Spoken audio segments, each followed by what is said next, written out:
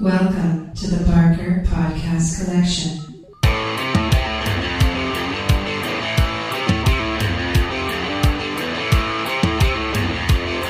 I suck, you suck, I suck at Call of Duty.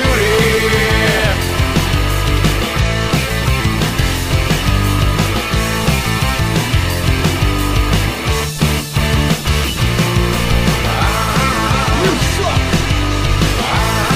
You suck.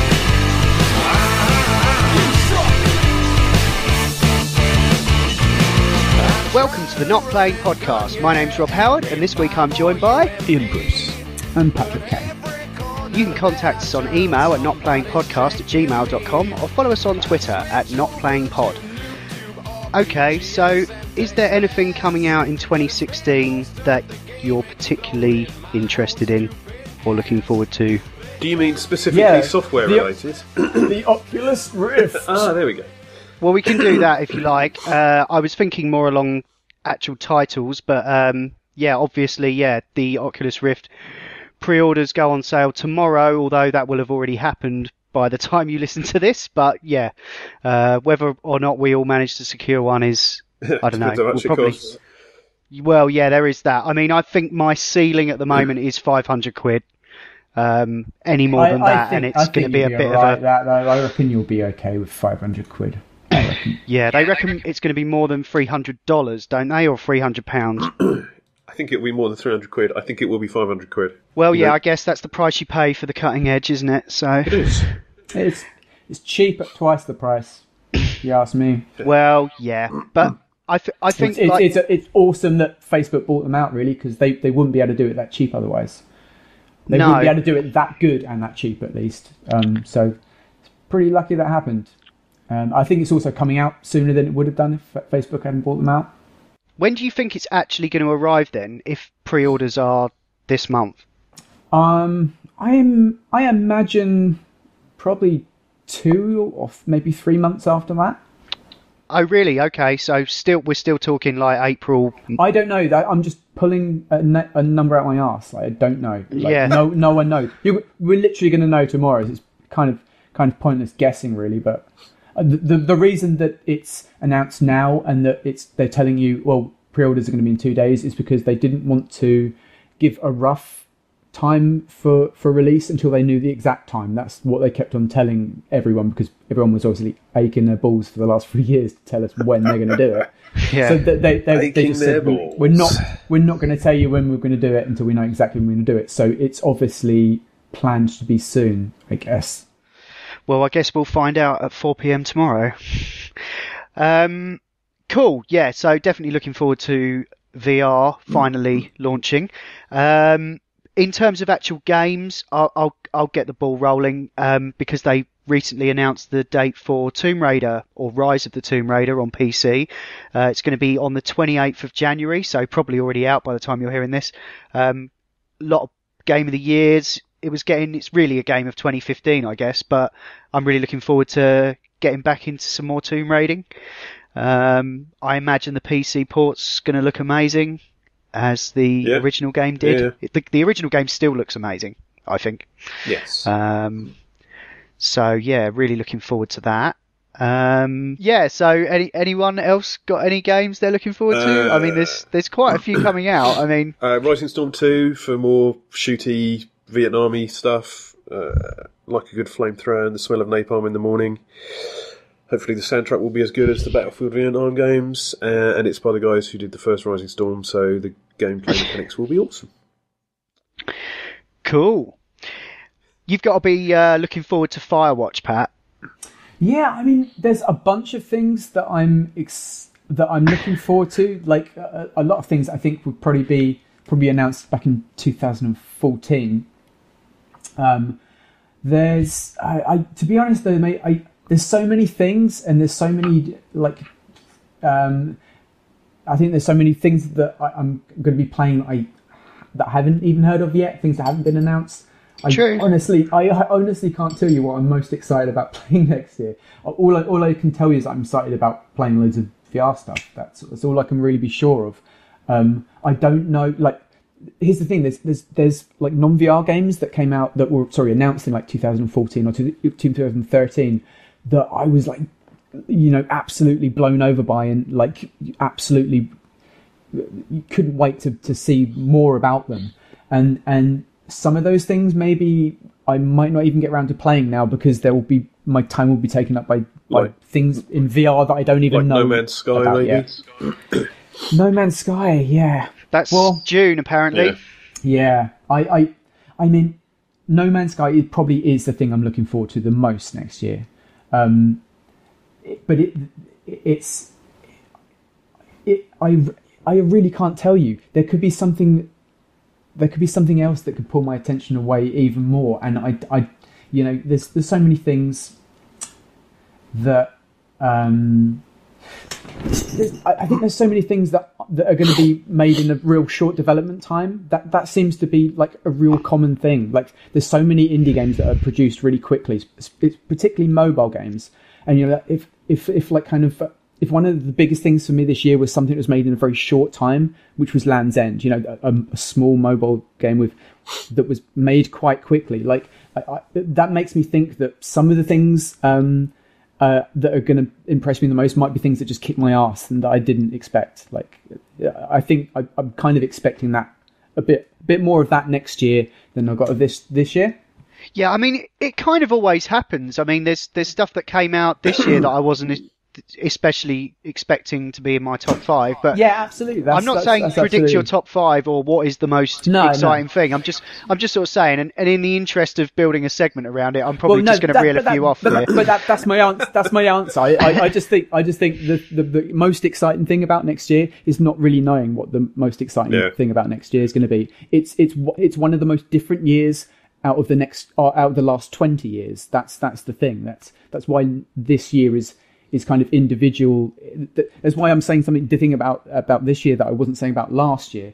I think there's going to be a lot of surprises, a lot more surprises than there have been for the last 2 decades. Yeah, and just looking at like the list of games that I've sort of been looking at and I'm looking forward to, there's not a lot of giant open world RPGs, thank God. I really have had enough of them now for a while. But I think probably the game that is probably going to take up the biggest amount of time for me is coming out fairly soon, and that's XCOM 2. I really enjoyed the first one and its subsequent expansion. I love the fact that they came out for my phone, so I could play them on the go as well. But this one looks like definitely a big upgrade. And what I love about it is the conceit that you lost the first game. So you didn't drive the aliens out. They're still here. And so it's all built, because the first game was almost roguelike in that it was pretty impossible if you played it in the way it was intended. With not reloading when all your squad died. And just kind of rolling with it. So yeah, I'm looking forward to XCOM 2. Looks like, I don't know if it's the latest Unreal Engine, but it looks like they've done a lot of work with like the customization of your dudes, which is just going to make it even more painful when they die, and you've like painstakingly customized them with all different options and stuff. Looks like they've done some good work with the enemies. There's these kind of snake dudes that will close in on you very fast. You can take your characters down very different pathways in terms of specializations, and they've done a lot to alleviate some of the map fatigue that was in the first game, like less repetitive maps. But yeah, that's out in just a few weeks. It got delayed. It was originally supposed to be out last year, but thank God it got delayed because there was a lot to play at the end of last year. So yeah, I've just remembered I'm looking forward to Dishonored 2. Yep. Yeah, if it comes out, because a lot of people, we still haven't seen a lot of that yet. No. So I don't know if that will actually make this year. Perhaps like end of the year, maybe. Well, the release is spring. Yeah, I know it said that, but I don't believe that. I doubt. But what I'm saying is, if it does get delayed, it's still likely to be. To be this year, probably. Christmas instead it's probably it's unlikely to be one that gets pushed into the next. But I don't know. I don't know. I see what you mean, though. There hasn't been a lot of released footage of it, has there? No, there's been more footage as far as Bethesda stuff goes. We've seen more of Doom, but still, I mean, they said that was spring as well, and we still haven't got a release date and we're getting there now. So I've got a feeling Doom might be like a real surprise one, because on one hand it sounds like a bit of a pointless thing, like. But it always was, wasn't it? Yeah, no. But what I mean, pointless to stamp the oldest FPS on a brand new FPS game. It seems a little bit.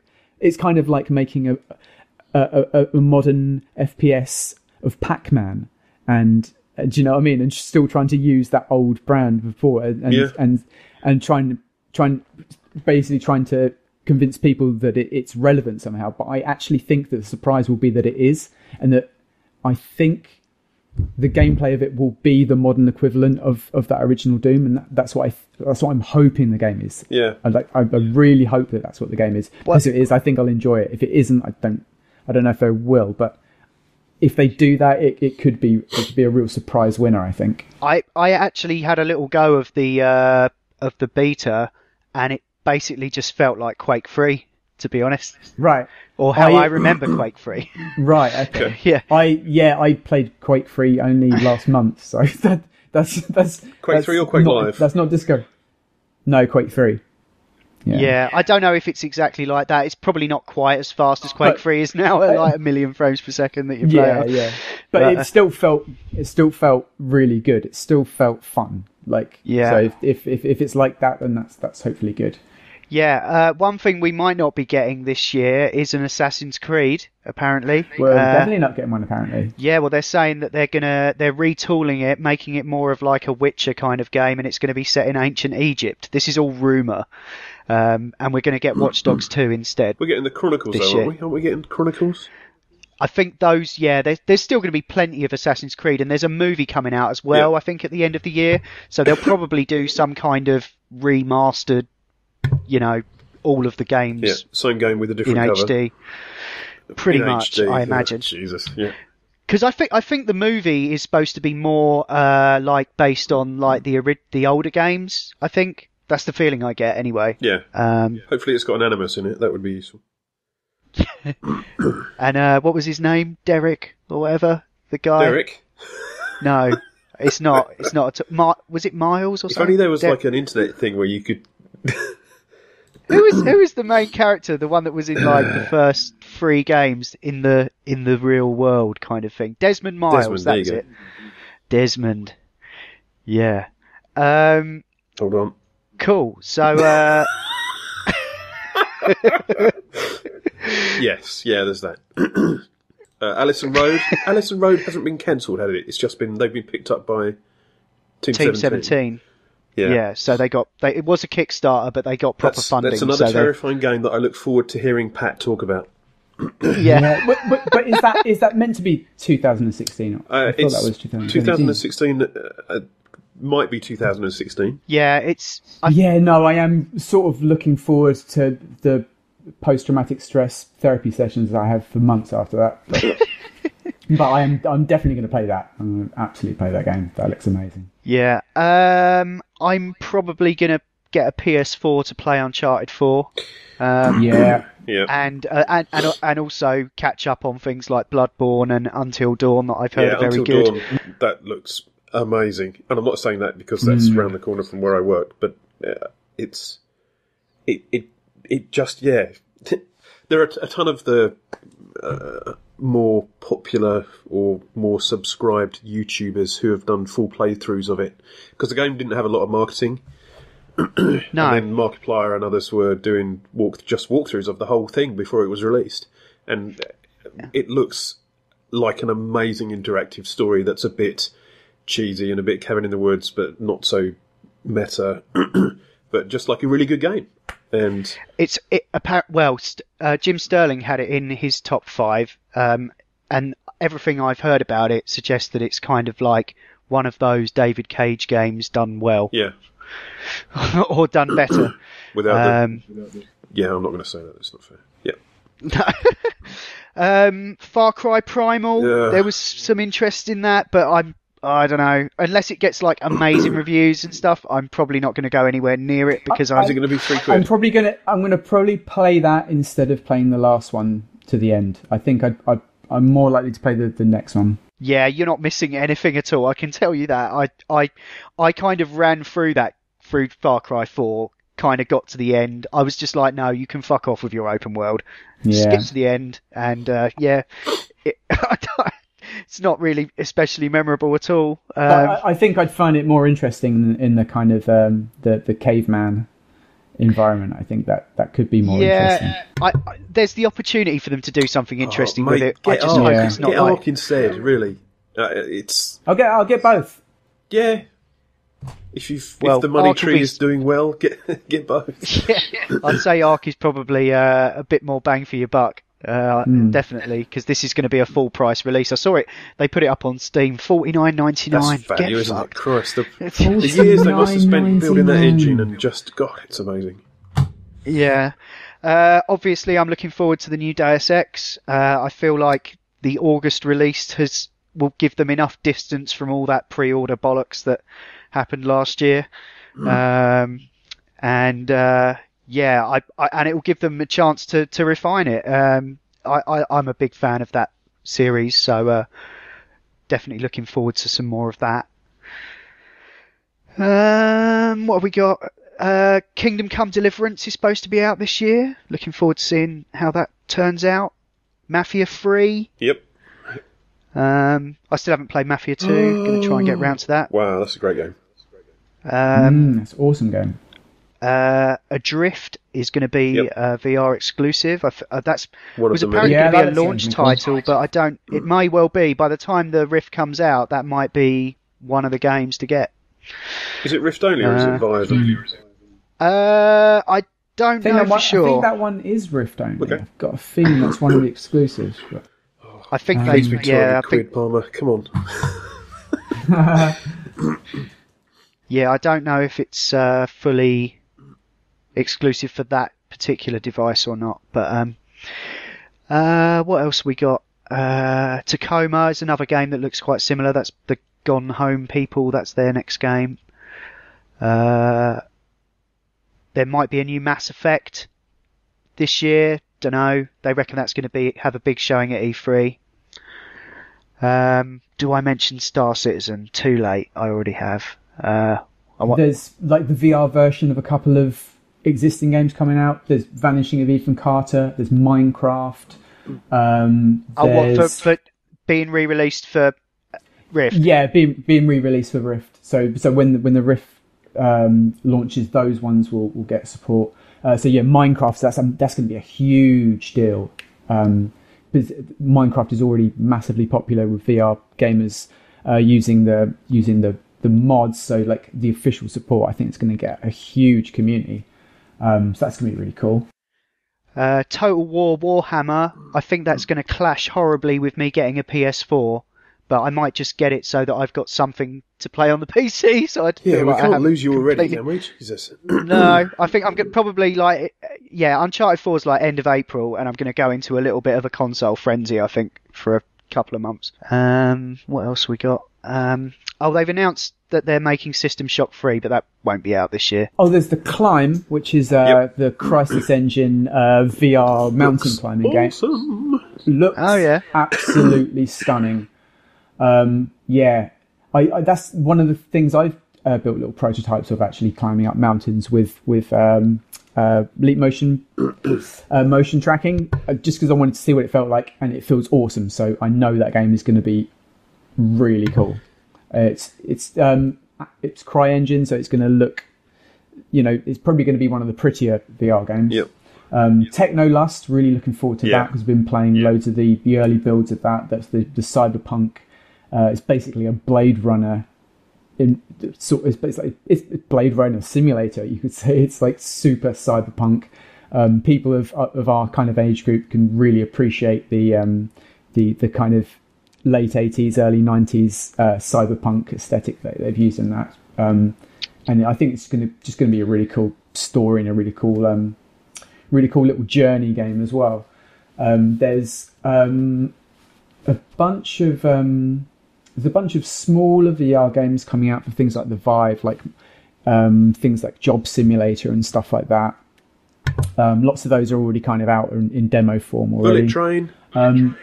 Bullet Train, which if is... you only buy one VR game this year, buy Bullet Train. Sweet Jesus, it's amazing. Tell us a bit about Bullet Train. Didn't I tell you that on the last one? Have we done that? I don't know. I can't remember.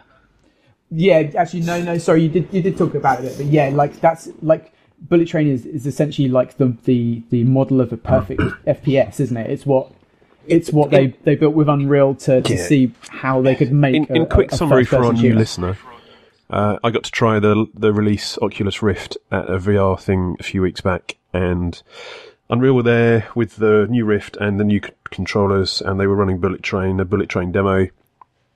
And I was very sceptical going into it. I thought FPSs aren't going to work in VR. It's not what it's about, blah, blah. And then a few minutes later, I wanted to buy that one that they were demoing and take it home and not do anything else with my life because it was awesome. The way you move around the scene, the way you control your guns, the way you reload them, the way you can do, the way that you feel like you're interacting with the world, which is what the controllers, I think, bring to the thing. Plucking bullets out of the air and throwing them back at enemies. Cool. Because I was so excited, I forgot that you can dual wield. So I didn't dual wield, but you can pick guns up and do the thing at the. You can do this crap. Max The Payne. Matrix Yes, thing. Yeah. It's not going to win any awards for script and deepness. Definitely, it's not too deep. But it's going to be. I think people are going to go, okay, when they get to have a go. It's a that's how it's done moment, isn't it? That's what I've heard a lot. Yes. Yeah. Like that. That's how you do a first-person game. Yes. in VR. Absolutely. Cool. Because of the kind of sim sickness fallout when DK1's first launched, no one really built first-person shooters. When the Kickstarter was. I'm still of the opinion that give it a bit of time and people will be able to handle forward movement in VR. As long as you're not going 90 miles an hour and as long as there's no sodding head bob, I think people can handle it. You and I can handle it, Matt. We've both done stuff in Unity where you walk around and we don't throw up after 2 minutes. But I think that won't be a thing immediately. At some point it will be. And in the meantime, we've got these games which are basically, or this game which is basically Time Crisis in VR. And, that's all right because it's awesome. Well, yeah, I mean, I was going to say, like, when the Kickstart was in, like, full flow, everyone was going first-person shooters. How amazing a first-person shooter is going to be in VR. That's the perfect application for it. Yeah. That's what everyone thought. Everyone thought, like, Call of Duty. Fucking hell, Call of Duty in VR, that's perfect. And then it comes out and we've realised how it actually works and what the limitations are and what its actual strengths are. And so no one builds that thing because no one wants to make everyone sick. Because the problem is, you know how to play those games, and if you give those people the same interface, they immediately play them exactly the same way that they played them for the last 10 years, and that means they throw their own heads around. Yes, and it doesn't unless work. they've got their VR legs, they're not going to be able to do that. Exactly. So you have to build the game that doesn't do it that way. You have to build it from a first-person game has to be from a different perspective. So you have to be teleporting to points, or you have to be stationary, or like in one of the games I made with, you're going down a cave and on a track, so it's like Time Crisis, but you're on rails and you're shooting enemies around you. So you can totally do compelling shooting experiences in VR, but you have to think of them differently to the COD model. It's the just COD model is it's just the simple fact that you've got your head is untethered from your arm, and I still struggle with that. When I came round to try Fallout, it was like, whoa, what? Oh. Why am I looking down? Oh, it takes a little while to readjust to that. But I mean, the way they do it in that the Sony VR, I've forgotten the name of it now. The Sony VR first-person shooter.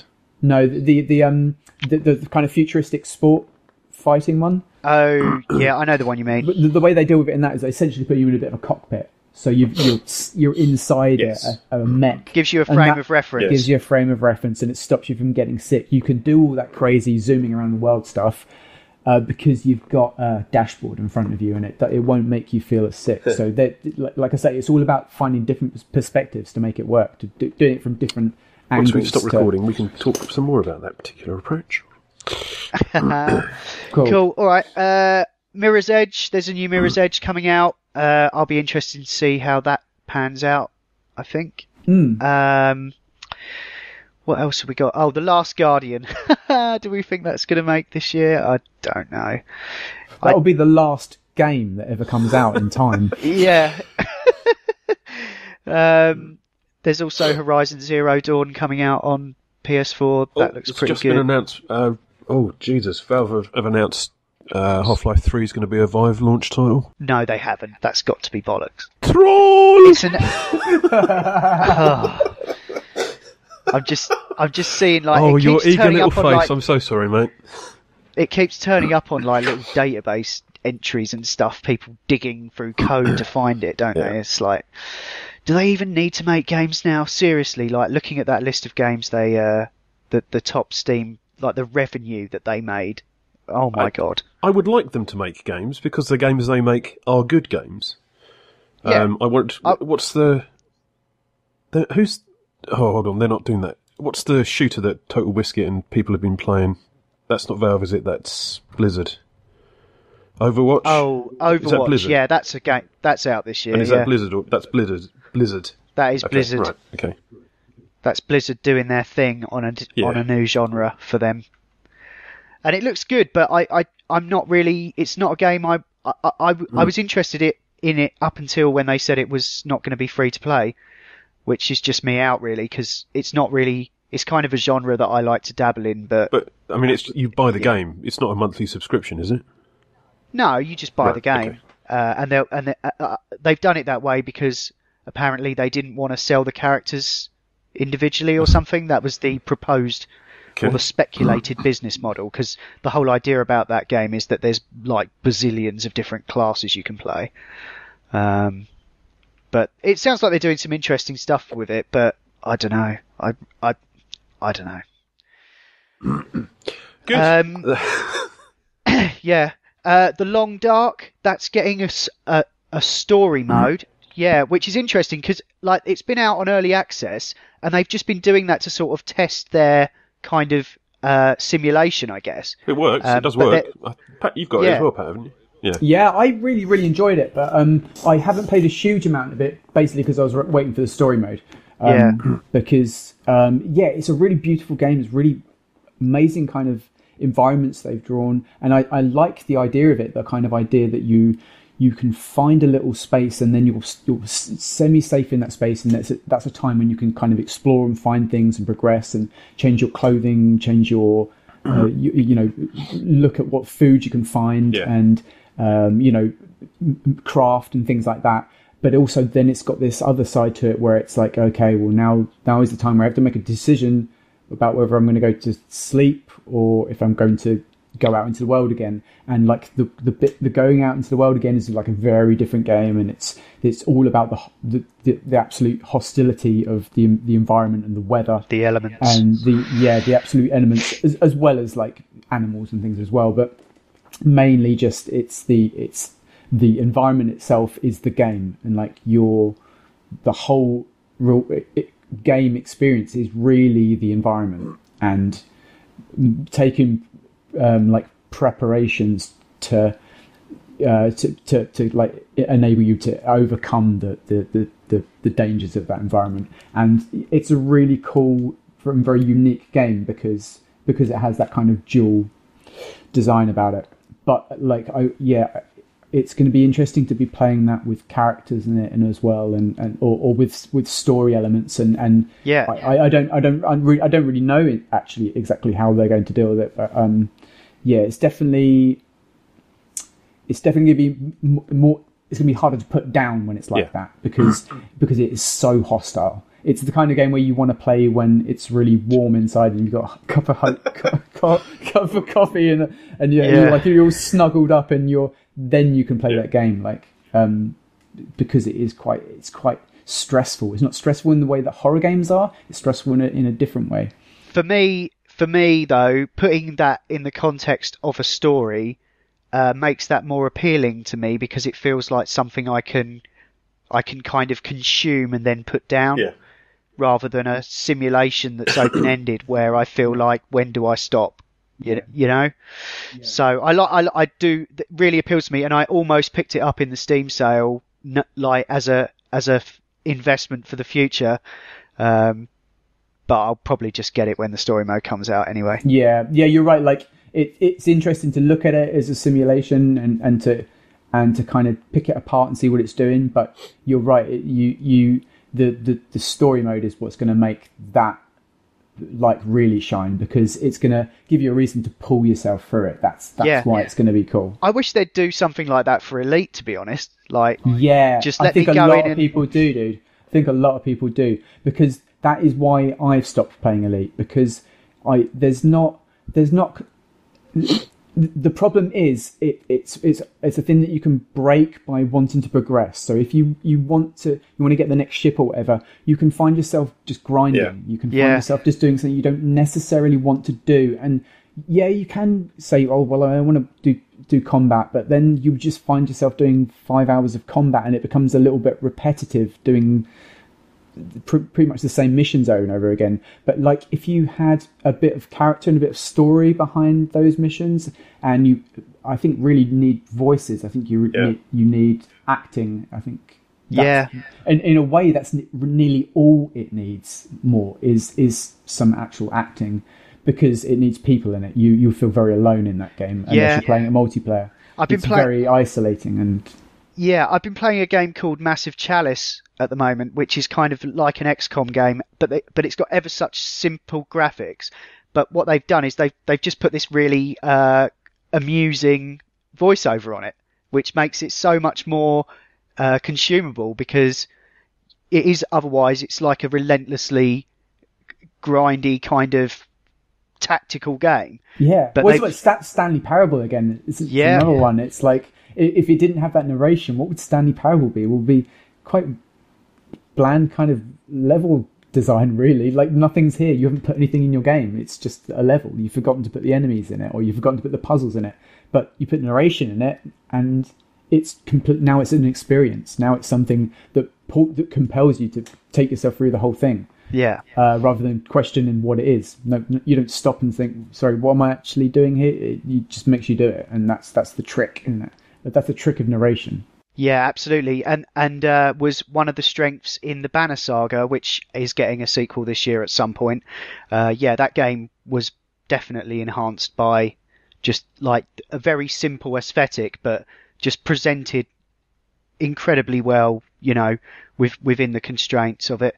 But yeah, I think that pretty much covers it for me. As far as stuff I'm looking forward to in 2016 goes, you guys got anything else? Yeah, so Edge of Nowhere. Yep. Oh yeah, which is the it's looking very kind of Cthulhu-ish to me. It looks a bit kind of Mountains of Madness. It's definitely horror. It's suspense. It's a third-person exploratory game set in a kind of Antarctic environment, I guess. But the trailers they've shown kind of theme at like it's kind of into kind of psychological horror and hallucination, and there's tentacles in one of the images, so I think that it might be some sort of Cthulhu-y type stuff going on, and I hope so, because I love that stuff. Yeah, I've heard it's a very good example of like what non-first person stuff can be like in VR. Yeah, and I mean Lucky's Tale as well is shipping for free with all of the rifts, so that's another example of a third person, this time like a first person platformer game, which is in the kind of Mario vein of aesthetics, that it's very kind of colourful and cutesy, and that's going to be a game that everyone plays in VR because it'll be shipping with the hardware.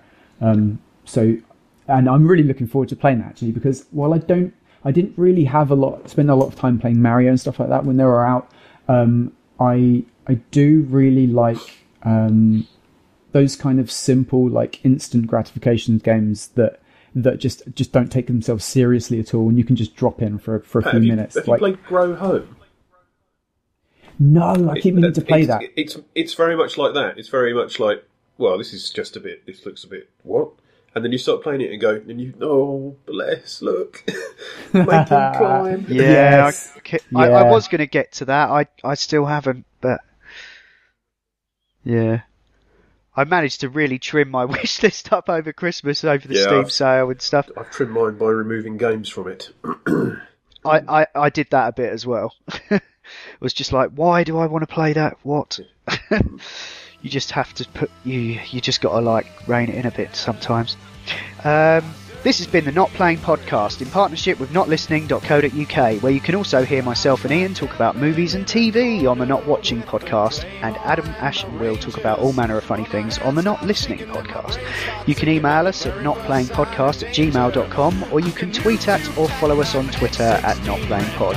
You can find the show notes for this show at notlistening.co.uk, and if you're listening to us on iTunes, then please do give us a review. Anyway, that's all for now. Thanks for listening. See ya. See ya. With no booty. My friend, I'm inclined to agree, 'cause I suck. I suck at Call of Duty.